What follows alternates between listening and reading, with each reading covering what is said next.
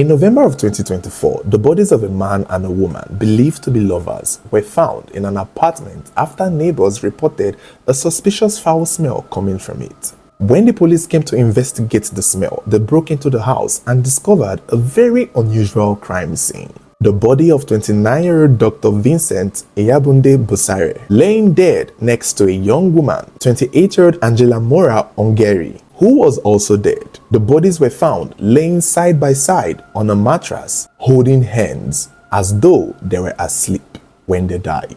At first look, this seemed like a scene from Romeo and Juliet, some kind of love story given how they died side by side on the bed holding hands. But upon further observation, it was clear that something wasn't adding up. The first thing the police noticed were a series of syringes and injections scattered all around the floor, along with some medications, some drugs, tablets, which suggested that this could have been drug related. But it wasn't something unexplainable. You see, Dr. Vincent was an actual working medical practitioner, interning at Kisi Teaching Hospital, and so it wasn't odd that he had access to these medications and syringes that were found all over the floor. However, upon closer observation of the bodies on the bed, something morbidly disturbing was discovered. It turned out that Dr. Vincent's body was still fresh, while that of Angela's body was already starting to decompose. And it didn't make sense. At first, at least. If they both died at the same time, why is one person's body already starting to decompose as though it has been dead longer than the other? And why was the other one still fresh, despite the fact that they were both lying dead next to each other holding hands? What was this? Did the both of them unalive themselves together? Or did someone kill them? Well, what the police discovered regarding this case would turn out to be one of the most bizarre, confusing, and tragic love stories you would ever hear. After the crime scene was observed, their bodies were evacuated and taken for autopsy. The initial claim at the time was that they were both killed by someone else. But when the police had come to investigate the smell, they had to break into the house. And that was when they knew that it couldn't have been someone else who had come in to kill them, because the door was locked from the inside. And there was no other sign of breaking or forced entry. Everything seemed intact. Nobody had burst through the ceilings. Nobody had broken through the windows. Nobody had come through the back door to do anything. The claim that somebody had come in to kill them both was not possible, given that the door and every other door was intact, locked from inside. The syringes and the medications found scattered all over the floor was what gave the authorities the indication that sedative and medications were involved in their death. But only an autopsy had the answers to what really killed them, and a better explanation as to why one was already decomposing and the other one was still fresh. After the autopsy was carried out, a postmortem result was released, and according to the family of Angela, it was learned that Angela had blunt force trauma to her head with a crushed skull and was already bleeding inside her brain with traces of sedative in her bloodstream. Her body was observed to have had series of bruises from her head down to her legs, and these bruises and injuries showed that she had been beaten and tortured before she died. And in comparison with Vincent's body, it was clear that Angela had died 3 days before Vincent died. It became very vivid that Vincent only died 3 days after Angela had already died, and that he was the one who had placed himself next to her body, unaliving himself and then holding her hands to pass on and join her on the other side. But who was Angela and who was Vincent, and who were they together, and why did they have to die together? According to the backstory, Angela grew up and studied in Kenya, but soon moved to the USA, where she met a man, got pregnant, and had a child for the man. It's unclear if she ever married the man in the USA, but some sources said she was married to that man. Other sources said after giving birth to the child, she decided to separate from the guy. However, she kept in communication with Vincent, who was in Kenya, working as an intern in a medical facility. And around that November period, she came back home from the USA to visit her family and also see her boyfriend, Vincent. However, after a while, her family were unable to reach her. It was almost as though she went missing. All the while she was in Vincent's house. It was unclear what the issue was, but according to sources and some articles, 3 days before their bodies were discovered, neighbors had heard them quarreling and fighting over something. It is believed that Angela had sent some money while she was back in the USA to Vincent, but when she came back, there was no account of that money. That could have been one of their issues. Another issue that they could have had was the fact that Angela was already thinking of going back to the USA and Vincent did not want her to go back, knowing fully well that if she went back, he might lose her, given the fact that she had a baby daddy over there. Through family and relatives, we got to understand that Vincent did not want Angela to go back, that he tried everything to beg her to make her stay, but Angela knew that she would have to return back to the USA because, let's face it, maybe life was better off for her over there. Knowing fully well that he had lost the fight and this woman had made up her mind to go back to the USA, he decided to try one more strategy that was supposed to keep her there forever, which we now understand that he may have hit her, beaten her, and continued injecting her to keep her sedated to stay in the house, not to leave his home, his site, and not to leave the country. And while Angela was in his home on his bed, sedated after being beaten and bruised, Vincent continued to go to work. However, while at work, he complained about being sick and then he was admitted in the ICU, where they said he called his mom to tell the mom that he was in the hospital not feeling fine in case they were looking for him. And that would be the last call he would place to his family. And it was true, he was indeed admitted in the hospital because he complained about being sick. He claimed he was fighting for his life, almost as though something was disturbing him. But when the doctors checked in, they were like, yeah, Dr. Vincent, you're fine. Nothing is wrong with you. I mean, you're a doctor, you should know that nothing is wrong with you. And so he was discharged and asked to go home and maybe just take some time off. Because around this period, it seemed as though a lot of young doctors in Kenya were dealing with a lot, because the month before, another doctor had already unalived himself due to work hours, work stress, and depression. So they told Dr. Vincent to take some time off and just rest at home. It was at this point that they believed that he returned home to Angela's body that was already laying dead on his bed and already starting to decompose. That was when he finally decided that he was also going to rest next to her. It's unclear what he injected himself with or how he unalived himself, but that would have been the moment he laid close to her, held her hands, and then joined her in the afterlife. They were both buried separately. The families of Angela took her body elsewhere, while the families of Dr. Vincent took his body to their hometown to bury. But the only thing was that family members, especially that of Angela, did not believe that the explanation given was what really happened. Some of them, up till this day, still believe that Angela and Vincent were killed by outsiders, by someone else, because they remember that Angela had complained that somebody was following her when she returned from the US in Kenya.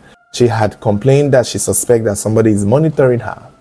It's unclear who that person is, but the family of Angela believed that that could have been the person, whoever he was, whatever his motive was, that may have played a role in their death. Although they've been buried and although it seems as though the case has been closed, but some sources are saying that the case is still open and investigations are still ongoing. To be fair, the autopsy result for Dr. Vincent was not officially released, so it's unclear what really killed him. We know that Angela was sedated, beaten to a point where she had to, suffer internal bleeding. And it is believed that Vincent did this to keep her there. And it does make sense, because if her body was already decomposing in a very high rate as compared to Dr. Vincent's body, then it was clear that either somebody planted Vincent there or he went there to plant himself next to Angela's body.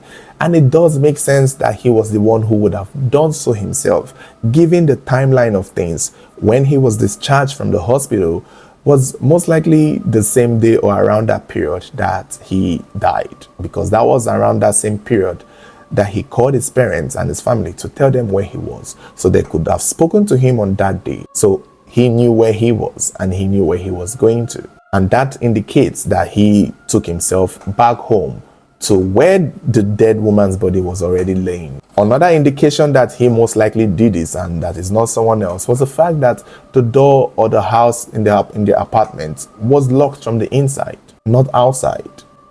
And there was no breaking in apart from the one the police did to discover the body. And the neighbors didn't see anything unusual, except for the fight that they heard them both fighting. Aside from the fact that Angela told her family that she believed somebody was following her, there is no other reason to suspect that someone else did this to them. So guys, the story I'm about to share is one of the most heartbreaking stories you've had or you would hear. As a family of 6, lost 3 members. Like 3 of their family members died in a space of 2 months or 3 months, simply because they helped an old friend or they decided to help someone they knew. Now this is what happened. This family of 6, comprising of the mom, the dad, 4 kids, 3 girls and a boy, were said to have been living somewhere in Ajegule. Like they were just managing their life. Life wasn't so easy for them. Everybody was managing.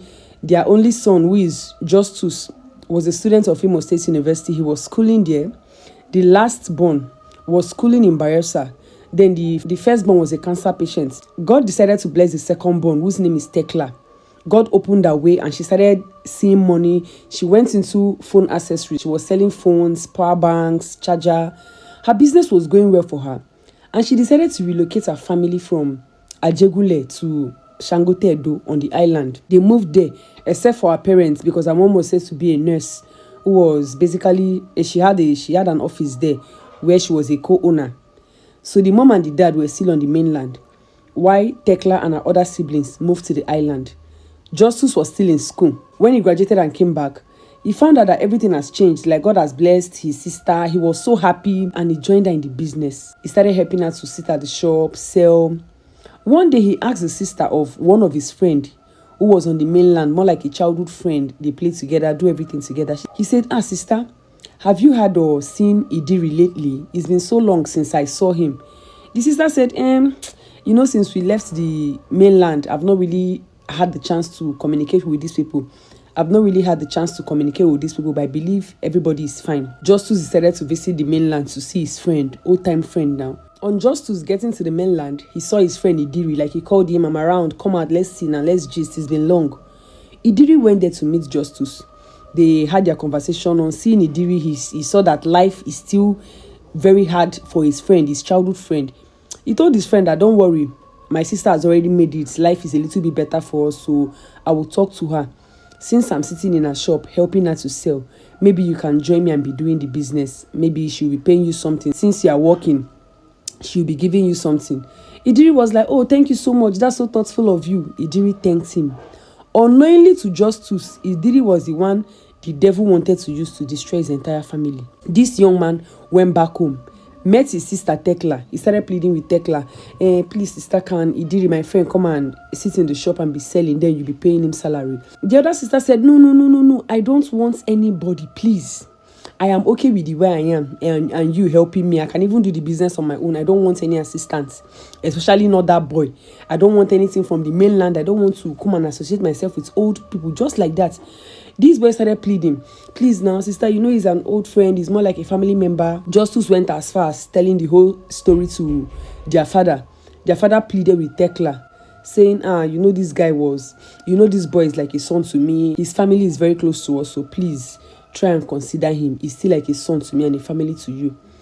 The sister, after hearing from both the father and Justus, decided to give it a try.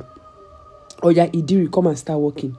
Ediri left mainland. He relocated to the island, started living with them and working. Everything was going on well. Justus on his own part felt like, I can't be doing this forever. I need to start applying for job. Justus applied for a job somewhere at Ogun State, where they do all these drinks like Star Radler. It's a big company. While he was working with his sister, he got a call from the company that he should come for an interview. He went for the interview. Luckily, he got the job. Getting the job, he went there, he started working, established himself, gained ground. And over a year, after he has established himself, he spoke to his superior that, see you, I have this friend who is not doing well, but he's very smart, he's very intelligent, he's like a brother to me. I'll really be pleased if he can equally apply and maybe get this job, so life can be a little bit better for him. Because they were paying him around 400 and something thousand, so he felt like he's a good one for Ediri to join him. This is someone very thoughtful. He called Ediri. Guy, after this place I'm working, I've gained grand though, everything is going well. If you don't mind, you can come and apply. I've already spoken to my boss. I believe you will get the job. Ediri thanked him, applied, and they called Ediri for interview. Ediri went there for interview. You know, this is not a small company. They don't allow them to use phones during work hours. So Justice texted Ediri and told Ediri, this is my house address. This is where I kept my key. Just in case you finish with your interview and you want to rest, you can go home and wait for me. Ediri said no problem. Justice finished work. He closed work. He went home, he didn't see Ediri with the hopes that I'm going home, I'll meet my guy. He did not see Ediri. He decided to call Ediri. Guy, Afa, did you go out to buy something? I'm back and I can't find you.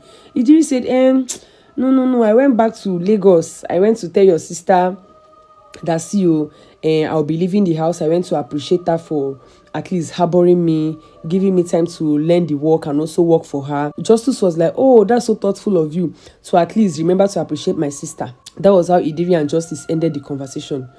Justice felt like maybe after like 3 days or after a week, Ediri would come back and resume work. Ediri did not come back. 3 days after that, Justice got a call from his younger sister that was schooling in Bayelsa. See, brother, I have been trying to call sister. Her friend just called me that sister left her place since yesterday. And up to today, her number is not connecting. That is Techla. That her number is not connecting. And she too, she has been trying to call Techla. Techla's line is not going through. So she too, she's worried because she has been trying to call her and Techla is not responding to calls. At times, she will just reply and say, I'm okay, I'm fine. And that is unlike Techla, so everybody became worried. Justice decided to call Ediri because the parents are on the mainland.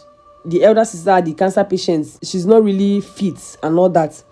So he called Ediri. Alpha, you are at home with my elder sister. What is going on? My younger sister just called me from school, from Bayelsa, that she has been trying to reach Techla since yesterday and her number is not connecting. Techla is not taking calls.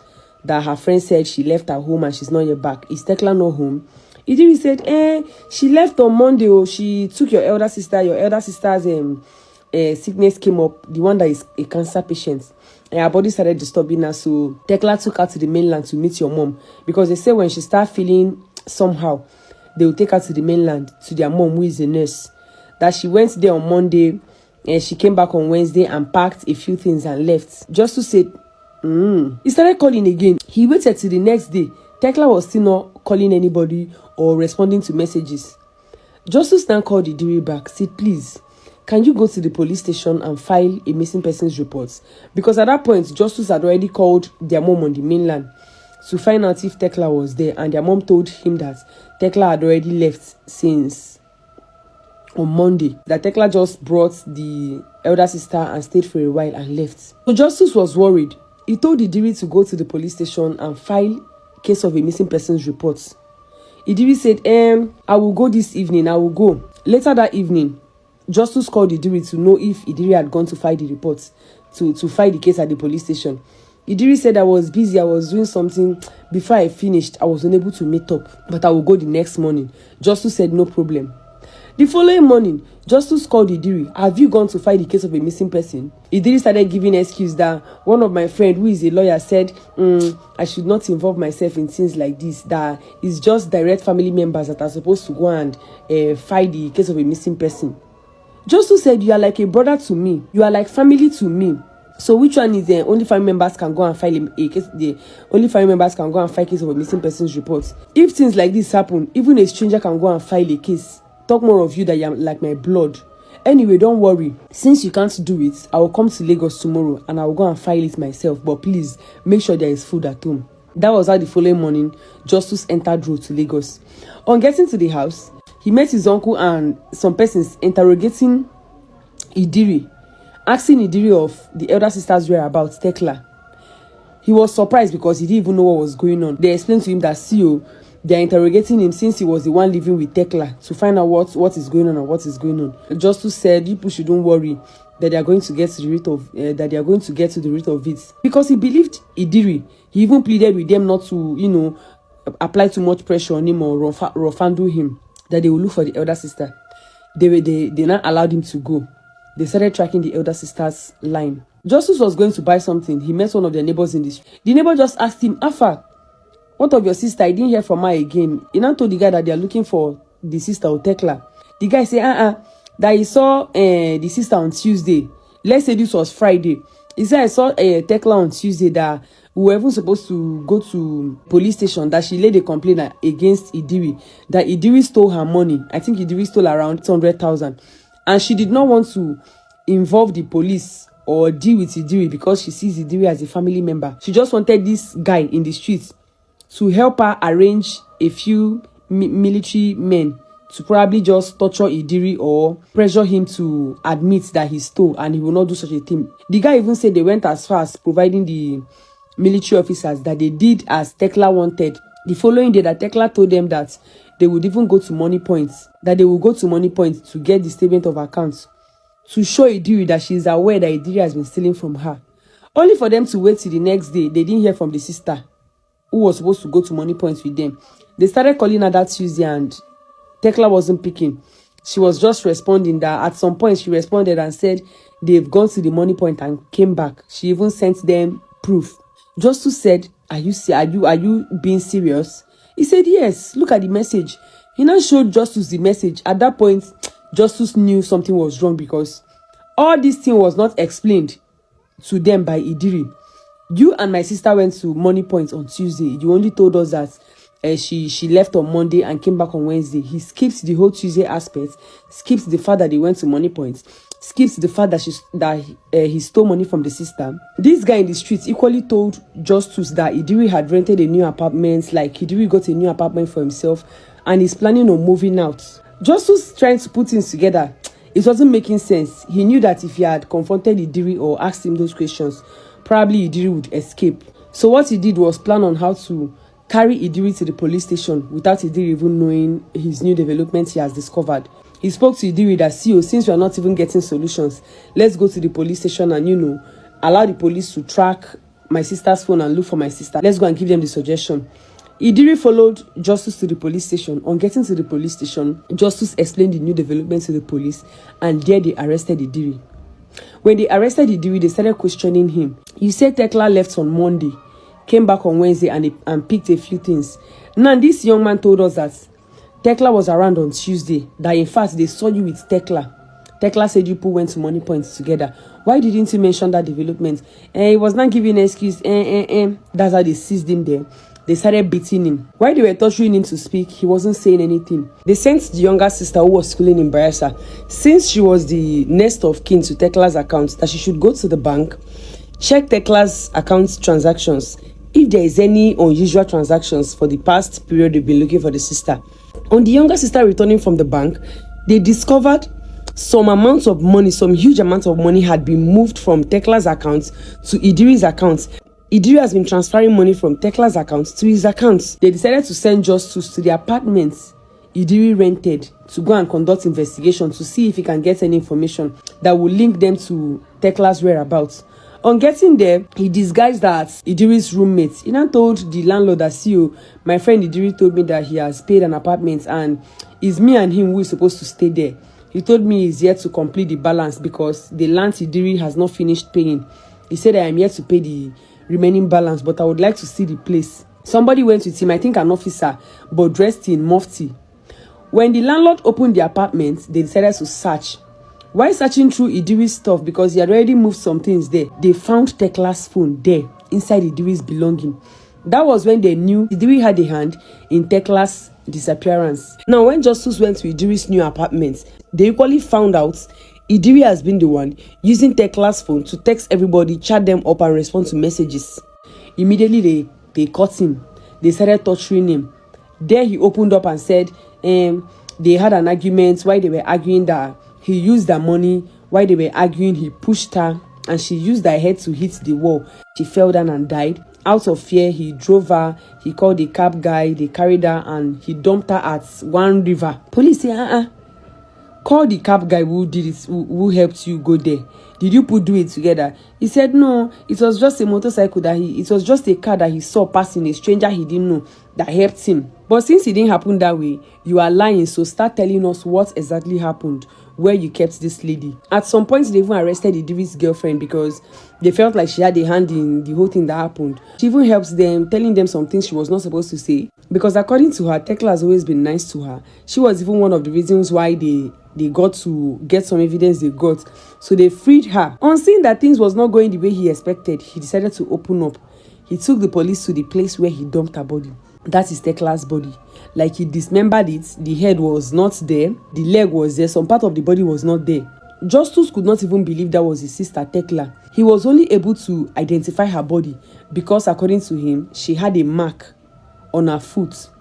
So they moved the body to the morgue for an autopsy. They kept on lying to the mom. The mother was constantly asking, where is she? Where is she? On seeing that they could no longer lie to her, Justus opened up and said she was dead, that it was Ediri who unalived her. Immediately the mother heard that, she collapsed. They rushed her to the hospital. The mother stayed there for a few days and she died. The elder sister, who was a cancer patient that was on the mainland receiving treatment, kept on asking of Techla, asking of the mother and everything. They had to open up to her that, see, oh, Techla is dead. Mom heard about it and she equally died. This girl that is a cancer patient, their firstborn, equally died. So that is them losing 4 family members in a space of 2 months or less than 2 months.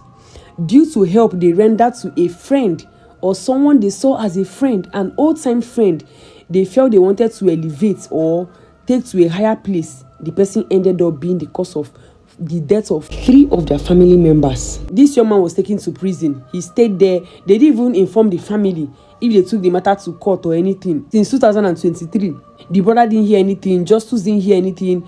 He kept on seeing this Ediri, who was in prison, making videos, posting it online, even threatening the family that he was going to unalive them outside. Look at somebody that caused the death of family members inside prison, taking selfies, taking videos, living large, even living fresh. I don't even know why they give prisoners phone. How can somebody be in prison and the person is using phone? This November 2025, Justus felt like his sister was not getting justice, so he decided to inbox Very Dark Man to come to their aid. Very Dark Man, on hearing everything that has happened, decided to accompany him to court. They went to court on the 11th of November 2025.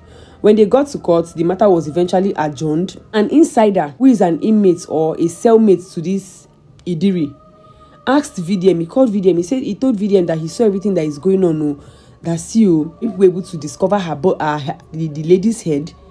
VDM asked, how did you know all these things? He said, if people can't find her head, it will be difficult to prove the case, because this young man, they can claim they don't have any case against him, that body that they saw was not the lady's body. It might just be in that prison and eventually they will release him, that there is no case against him since they can't find the head of the disease. So the body they found, they can claim is the body of another person. So VDM asked Justus if they did an autopsy to find out that this is his sister. He said he couldn't do the autopsy then, that the money was around, is it 1.4 million or something, that he didn't have the money, so he was unable to do it. VDM said, okay, that is not a problem, that is going to help them carry out the autopsy and everything, so this family can get justice. But I feel it's wrong for prisoners to be using cell phone. How can you be a prisoner and you're using cell phone inside there? Don't they know it's risky? These people can be in that cell and be committing crimes outside. Ediri can be in that cell and be plotting to unalive Justus and the remaining sister, which is wrong. That is why you see that kidnapping doesn't even reduce. They will arrest a kidnapper and you see that he's still operating from inside. I am just happy that Very Dark Man has involved himself in the matter to see how they can give justice to this family. But it's just very sad. It's a very tragic story, and please, I hope you learned 1 or 2 from this story. No be everything is supposed to do good. Sometimes follow your instincts. What is your take on the story? Drop it under the comment section, like this video and subscribe to this channel. Have a great day. So guys, we really need to be very careful this period. We really need to be very careful the kind of persons we allow to live in our house, the kind of persons we just go into relationship with. Now, something very tragic happened in Ghana on May 19, 2024. A 39-year-old woman by the name of Haubata Angan was said to have been brutally murdered, unalived by her 32-year-old boyfriend, identified as Samuel Amoha, popularly known as Biggie. This whole incident happened in a place called Tubanet Link Estate, around Kasoa Central Regional Municipality of Ghana. Now, what exactly happened? According to neighbors and police source, Biggie and Alberta were living together as a couple, like they were in a relationship, while Alberta is said to have been married, like she's married, and her husband or ex-husband is living in US. They had 3 children, an 8-year-old boy and 2 daughters. One of the girls, I think, was already around the age of 15, 16. Neighbors said these 2 persons, their relationship has always been toxic, like they're always fighting, but that their fight is majorly always about money. They were always arguing for money. They were always dragging for money. These persons were living in Alberta's house, the house her husband rented for them or built for him and his family while he's in US. The wife, her 3 children and a 5-month-old baby was said to have been living in that house alongside Samuel, also known as Biggie. Now it's not clear if the 5-month-old baby was that of Alberta. The police said before the tragic incident happened that Alberta had previously reported Samuel at their police station, that Samuel illegally transferred the sum of 20,000 Ghana cedis belonging to the children. Money her husband sent to her for their children's upkeep, 20,000 Ghana cedis. I think Samuel had an access to her accounts, so Samuel illegally transferred the money into his own accounts. So after she laid the complaint, I think the police asked Samuel to refund her of the money. Samuel, looking for ways not to pay her back the money, decided to unalive her. So on that fateful day, neighbors said they overheard Alberta screaming late in the night, but by the time they rushed to the scene and called the police, Samuel was nowhere to be found. They met Alberta lying in a pool of blood, her 2 daughters lying lifeless, and their 8-year-old son bleeding from the head and his ear. So they called the police. When the police arrived at the scene, they moved their body to the morgue, and doctor confirmed it after they conducted a postmortem on them, the ones that were already dead. They confirmed that they died from head injuries, that they were struck with sharp objects. That's the 2 daughters and Alberta. While the 8-year-old son, who was still alive, was rushed to the hospital where he was being attended to. They retrieved the 5-month-old baby, who was still alive. Thankfully, the baby was sleeping in the sofa, so the baby escaped the attack. So the police started investigating immediately. Alberta's parents, learning of what had happened, quickly debunked the story the police and neighbors gave that these 2 persons were dating. According to Alberta's mom, I think she's some kind of spiritualist or a queen mother who is traditionally powerful. She said her daughter and Samuel were never in a relationship, that all they had was worker and employer's relationship, that Samuel was living with Alberta, her daughter, because he was helping her run errands, that Samuel was more like an errand boy. He was in that house solely to run errands, so there was no form of relationship as her daughter was still married. However, the husband was based in US. So now they have 2 versions of the story. The police were looking into the 2 different versions of the story, which said they were in a relationship and probably he unalived her because of the money he was owing her and he didn't want to pay her. They're also looking into other reasons why this young man may have killed this lady. If he was working for her as a boss, what could have been the reason for unaliving his boss and her 2 children? So the police started investigating the matter and started tracking Mr. Samuel.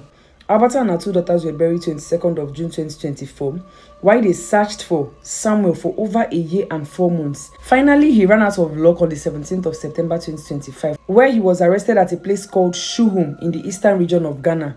Now, according to the police, after they arrested Samuel, he admitted to the fact that he unalived Alberta and her 2 children and also attacked the 8-year-old boy. However, he is claiming that he didn't know what came over him, more like he was mentally unstable when he did what he did. He was not in his right senses. Samuel was charged to court and he appeared at Adabraka District Court. However, he has not taken his plea of guilty or not guilty. The matter was adjourned till 25th of September 2025. During the hearing, he was remanded under custody while investigation continued. However, the prosecution charged him with 3 count charges of murder. The matter was later adjourned till the 13th of October 2025, as he is yet to take his plea of guilty or not guilty. So the matter is still currently under investigation. The police are seriously looking at the version of the story of them having a relationship or being in a relationship, and possible reason for this young man unaliving her being the fact that he was owing her and he didn't want to pay, given the fact that she had previously reported to them that this man transferred money illegally from her accounts. So the police are holding on to that version of the story that there was a relationship between them, because to me, it is very possible the reason why he unalived this young lady was the fact that He took money from her account and he didn't want to pay her. While Alberta's mother, who is currently the family's spokesperson, is still holding on to her ground that there was no form of sexual relationship between Samuel and her daughter. She still maintained grounds that the only relationship they had was master and servant relationship. So I don't know. It is also possible that this guy, according to the mother, was just someone working for her, and maybe he stole her money being a boy and he didn't have any means of paying, or he didn't want to pay. So in order to escape paying, he decided to unalive her. And there was no way he was going to unalive her when the children were around. Looking at the picture, you could even see that one of her child is already grown. So there is no way this young man would have done that in the house with the children watching and not reporting. So in order to conceal everything, he decided to equally unalive two daughters. Maybe he tried to even unalive the boy, but God saved him. The only person I know he may have wanted to probably spare was a 5-month-old baby, because that baby could barely even understand anything at that point. Even if the baby grows, the baby can't even narrate anything. So I guess that was the only reason why Samuel didn't attack that child. But thank God that the 8-year-old boy survived, even if it was really a tragic incident. Alberta's mom described the whole incident as very heartbreaking and very cruel, because according to them, they see this young man as a very calm person. This is someone who portrayed himself as a very humble servant, as a very loyal person. This is somebody she cared for, she provides for, even if it was a boyfriend or servant, she was always providing for him. So they were shocked to hear that he unalived their daughter and her 2 grandchildren. Both the community, the neighbors, and the family members are currently clamoring for justice for Alberta and her 2 children, because the whole incident is just tragic. Honestly, it's just sad for someone you put up in your house, be it relationship-wise or servants-wise, somebody that is working for you, eating from you, killing you and your children because of money, whatever the reason may have been. Currently, now this young man is claiming insanity. He's claiming that he was mentally unstable when he did what he did. But this family, he has succeeded in wiping away this woman and her 2 children. It's just sad. I hope that their soul is currently resting in peace. And I pray that this young man is eventually found guilty and punished, because this one is claiming that he's mentally unstable. Let them not start considering that part as a grant to free him or reduce his punishments. However, what is your take on the story? Drop it under the comment section.